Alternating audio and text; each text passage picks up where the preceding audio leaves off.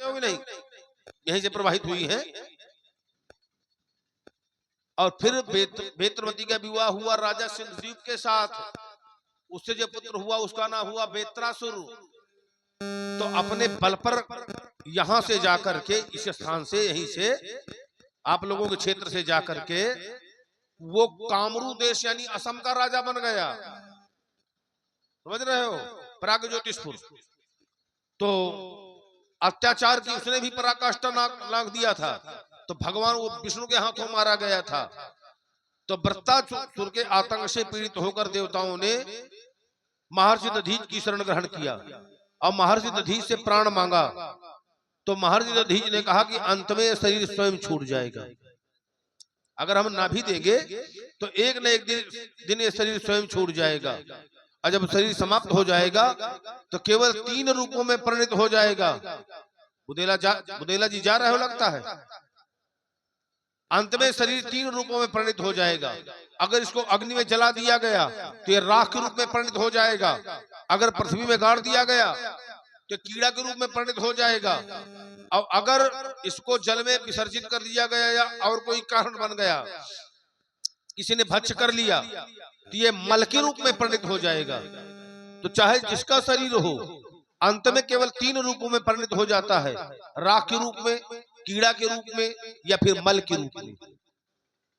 जिस शरीर को व्यक्ति को इतना अहम होता है तो अंत में केवल शरीर 3 रूप में हो जाता है, कीड़ा के रूप में, राख के रूप में या मल के रूप में।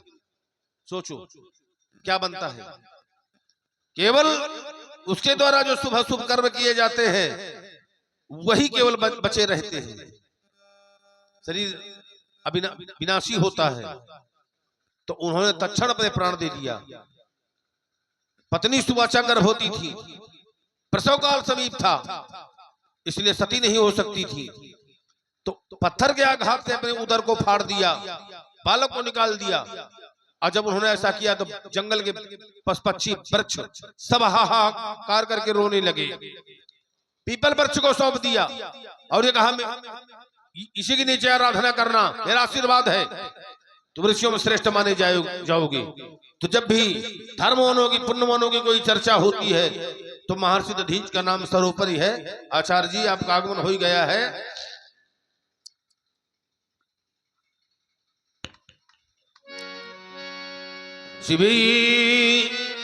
शिवी दधीच हरिश्चंद्र नरेसा असही धर्म हित कोटि कलेसा। शिवी दधीच बलि जो कछु भाखा तो तन धन तजऊ बचन प्रण राखा। क्योंकि तन तिय तनय धाम धन धरनी असत संग कहूँ तृण समबरनी। तो चाहे तन हो, चाहे तिय हो, चाहे धन हो, चाहे धाम हो, चाहे धरती हो, जो सत्यवान पुरुष हैं उनके लिए तिनके के समान होते हैं। तो महर्षि दधीच ने तो सर्वजन हिताय सर्वजन सुखाय में अपने प्राण दे दिया था। और तुम बड़े धर्मात्मा बने हो। भला आइए उंगली काट डालो। ध्यान करिए, देखिए हमने कहा था कि हम सीता स्वयंवर सुन करके नहीं आए। हमने कहा था कि जहाँ यज्ञ होता है वहाँ संतों का समागम होता है। जहाँ यज्ञ होता है वहाँ संतों का समागम होता है। हम सीता स्वयंवर सुन करके नहीं आए, हम भी धनुष यज्ञ सुन करके आए हैं। और जहाँ यज्ञ होता है वहाँ संतों का समागम। और आचार्य कहते भी हैं व्यास जी। हाँ बोल लीजिए, बोल लीजिए। एक अर्धाली पड़े देता धनुष यज्ञ सुनी रखे कुलनाथा। ओ हरसी चले मुनिवर के साथ धनुष यज्ञ सुनी रखे कुलनाथा। ओ हरसी चले मुनिवर के साथ। तो हमने सीता स्वयंवर नहीं सुना, हमने सुना है धनुष यज्ञ। और जहाँ यज्ञ होता है वहाँ संतों का समागम होता है। और जहाँ संत आते हैं, इसलिए हमने कहा था कि यहाँ साधु राजा आए हैं सुन करके तो आए हैं, लेकिन यहाँ साधु राजा भी हैं। बोल रहे हैं क्या व्यास? बहुत सुंदर भाई, बड़ा सुंदर संवाद चल रहा है और काफी देर से मैं सुन रहा था, बड़ा आनंद प्राप्त हो रहा है। और जितने भी श्रोता यहाँ बैठे हैं ज्ञानी हैं, समझदार हैं, बहुत अच्छे श्रोता हैं। और अंदर भी जो बैठे हैं सुन रहे हैं आपकी एक एक चर्चा को, और इसी चर्चा में आपके प्रभावित हुए भाई हमारे आदरणीय सम्माननीय श्री जनार्दन द्विवेदी जी, आपकी ओर से 51 पुष्प मुद्राएं भार्गव परशुराम जी के चरणों में और 51 पुष्प मुद्राएं लखनलाल जी के चरणों में उन्होंने समर्पण किया है। उन्हें बहुत बहुत साधुवाद, धन्यवाद। देखिए, जहाँ यज्ञ होता है तो वहाँ किसी को व्यक्तिगत निमंत्रण देना अति आवश्यक नहीं होता, क्योंकि यज्ञ होता है तो यज्ञ में संतों का समागम अवश्य होता है। और यहाँ साधु आए तो साधु आए हैं तो, लेकिन साधु राजा धनुष तोड़ने के लिए नहीं आए हैं। और हमने एक अर्धाली भी पढ़ी थी, साधु भूप बोले सुनबानी और राज समाज ही लाज लजानी। जो दुष्ट राजा हैं उनके मन में है कि धनुष तोड़ना है, परंतु जो साधु राजा हैं उनके मन में धनुष तोड़ना नहीं है। एक बात आइए, और यदि आपको लग रहा है कि धनुष तोड़ने वाले ने धनुष को तोड़ करके गलत कार्य किया है तो कोई प्रमाण दीजिए, और हम प्रमाण देते हैं कि धनुष तोड़ने वाले ने धनुष को तोड़ा है तो एक अच्छा कार्य किया है। और अच्छा कार्य जहाँ होता है वहीं शहनाइयां बजती हैं, जहाँ अच्छा कार्य होता है वहीं व्यक्ति की आरती उतारी जाती है। और एक प्रमाण मिलता है कि झांझी मृदंग बोले, झांझी मृदंग शंख सहनाई।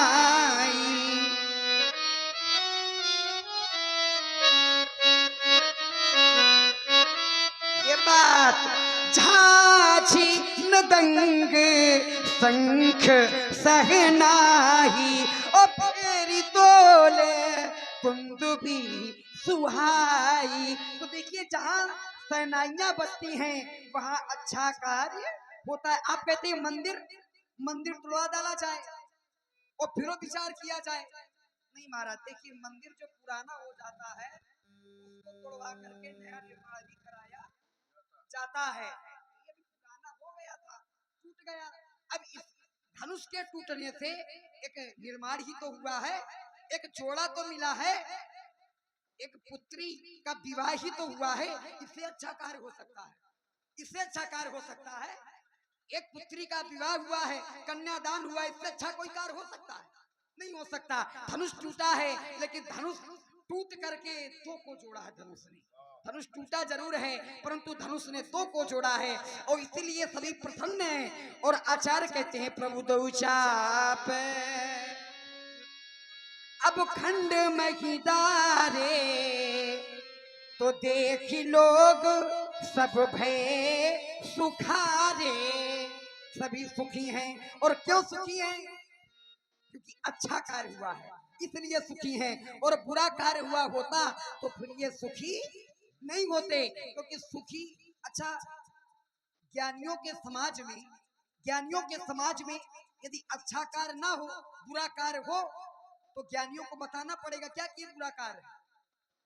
ज्ञानी जान जाएंगे कि बुरा कार्य है। और यदि बुरा कार्य हुआ होता तो यहाँ के समाज के लिए कहा गया है, क्या कहा गया है कि पूरे नर नारी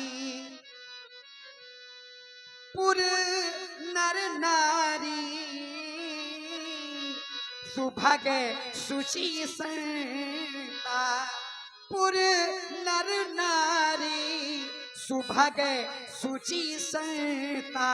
और धर्मशील ज्ञानी गुणवंता।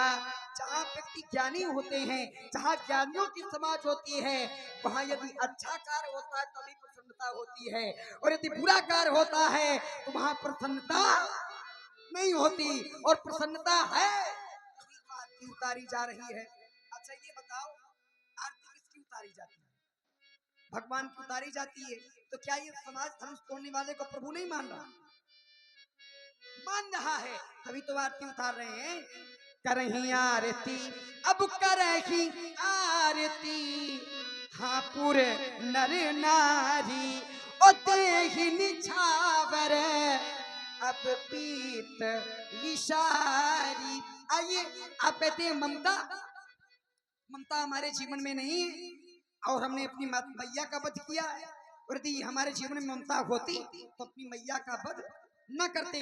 आपने अपनी मैया का वध किया है पिताजी की आज्ञा से, जबकि मैया का वध करना करोड़ों पाप के समान है, लेकिन आपने अपने पिताजी की आज्ञा का पालन किया। और एक सिद्धांत कहता है कि मातु पिता प्रभु गुर कै बानी, मातु पिता प्रभु गुर कै बानी, ओ बिनहि विचार करिए शुभ जानी। आपने अपने मैया का वध किया, मैया का वध किया। पिताजी ने कहा वरदान मांगो, तो पिताजी ने कहा था वरदान मांगो, तो आपने यही वरदान क्यों मांगा कि हमारी मैया पुनः जीवित हो जाए? ममता थी तभी कहा है कि मैया हमारी पुनः जीवित हो जाए। और यदि ममता न होती तो कोई और वरदान मांग लेते, वरदान ही तो मांगना था, कोई और वरदान मांग लेते, लेकिन ममता थी तभी कहा कि मैया हमारी पुनः जीवित हो जाए। चलिए आपने पिताजी की आज्ञा से पिताजी की आज्ञा का पालन किया। अच्छा, आप पिताजी की आज्ञा का पालन करो तो ठीक, और धनुष तोड़ने वाला अपने गुरुजी की आज्ञा का पालन करे तो गड़बड़। इसमें विचार देखिए, हमें प्रत्येक जगह एक नियम नहीं लगाना चाहिए, ये ध्यान रखो। गुरु की आज्ञा का पालन यहां बता रहे हो सर्वोपरि है। अगर हम निस्वार्थ भाव से कोई कार्य कर रहे हैं उसको सर्वोपर माना जाएगा, और अगर हम कहीं पर स्वार्थ से कोई कार्य कर रहे हैं वो सर्वोपर नहीं माना जाएगा। अगर हम किसी की सेवा कर रहे हैं, अगर निस्वार्थ भाव से कर रहे हैं तो विषय अलग हो गया। अगर हमारा वहां पर स्वार्थ जुड़ा हुआ है कि ये कर, तो क्या वहां पर सर्वोपर माना जाएगा? तो जिसने ऐसा किया है तो क्या निस्वार्थ भाव से ऐसा किया है गुरु आज्ञा का पालन? ना, वहां स्वार्थ है। और स्वार्थ किस प्रकार से है? बोले तात जनक तनया सोई, अधन सयज्ञ जिहि कारण होई, जासु बिलो की अलौकिक शोभा, असहज पुनीत मोर मन क्षोभा। तो वहां मन में क्षोभ है, यानी लोभ।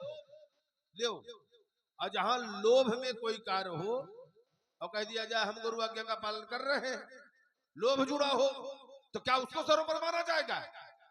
बिल्कुल नहीं। और गुरु जी से सब बता भी दिया था, अमुक कहा सब कौशिक पाही, और उन्होंने आशीर्वाद भी दिया था, सुफल मनोरथ होई तुम्हारे।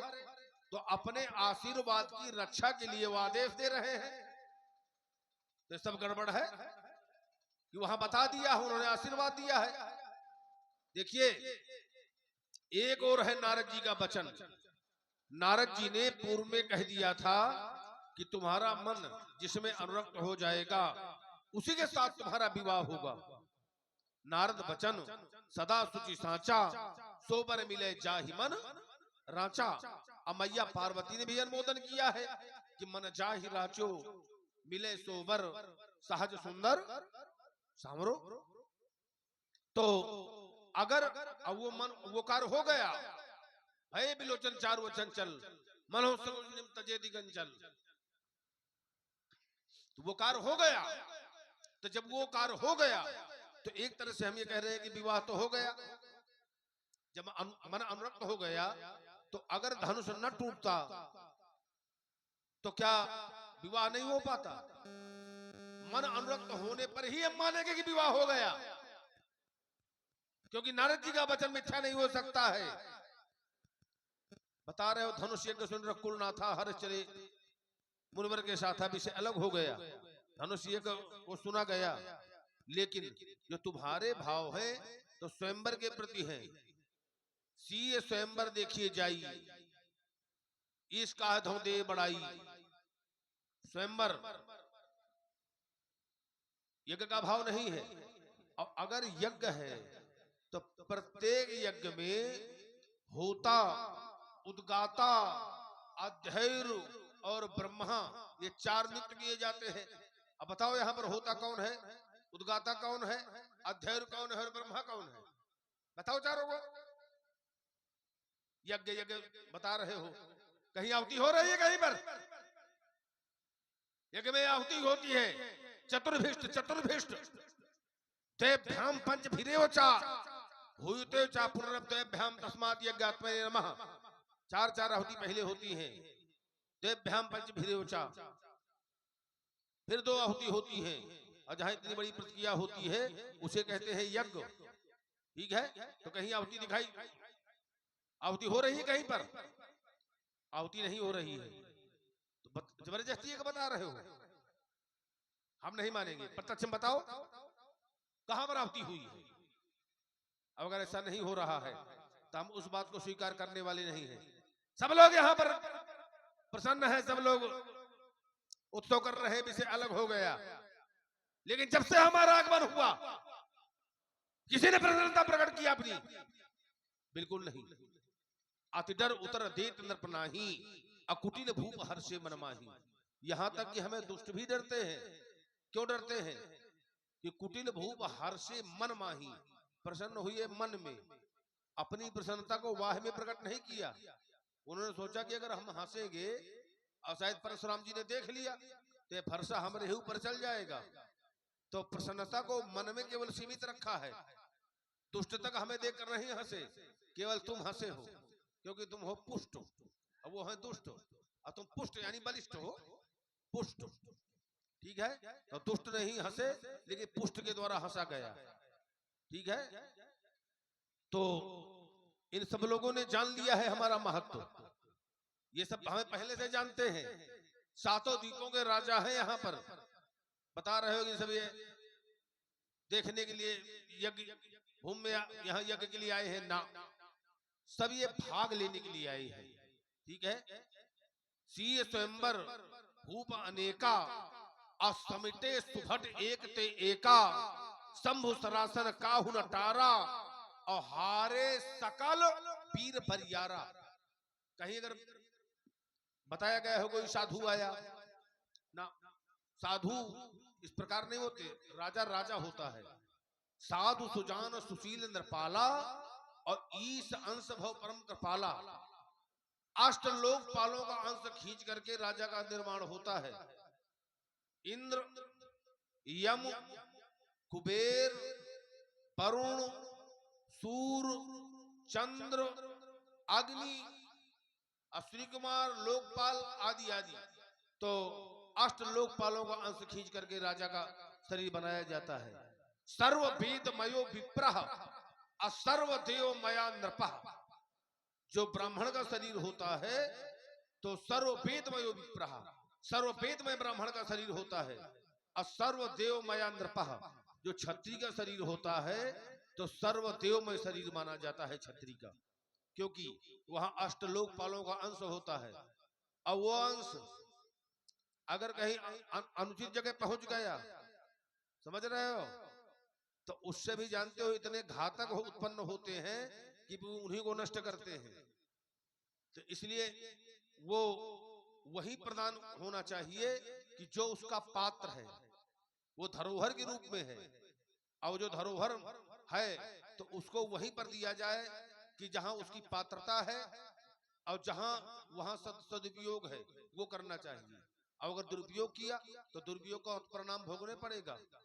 जैसे विद्या विवाद के लिए नहीं है, धन है दूसरे की रक्षा करने के लिए, और धन है दान के लिए। इन विधि नहीं दान करे कल्याण, उससे व्यक्ति का कल्याण होता है। और अगर ऐसा नहीं किया गया तो उससे भी लाभ होने वाला नहीं है। और इतना बड़ा उत्साह होना चाहिए व्यक्ति को कि जैसे पुत्र के विवाह में सबसे बड़ी प्रसन्नता होती है पिता को, समझ रहे हो, जैसे सुख होए पुत्र ब्याह के समय मांग, जैसे सुख होए अंध नेत्रहु के पाए थे, कि अगर अंधे को नेत्र मिल जाते हैं तो उसको सबसे बड़ा सुख होता है। तो उसी तरह पिता को इतनी प्रसन्नता होती है जब पुत्र का विवाह होता है, तो सबसे बड़ी प्रसन्नता पिता को होती है ना। तो ठीक इतना बड़ा उत्साह हृदय में होना चाहिए जब व्यक्ति दान करे, और किसी से कहना भी ना चाहिए। अगर कह दिया गया तो निज मुख कहे शुक्र जही भांति, अपने मुख से कहने से पुण्य समाप्त हो जाते हैं, इसलिए पुण्य को कह लेना चाहिए। अपना नाम भी बार बार न लेना चाहिए, और उसमें भी जो है आयुषीण होती है। जैसे बुद्धिमान लोग होते हैं, अगर कहीं नाम भी पूछा गया तो बता देते हैं भैया मुझे अमुक नाम से लोग पुकारा करते हैं, ठीक है। तो इस प्रकार से दोष नहीं लगा करता है।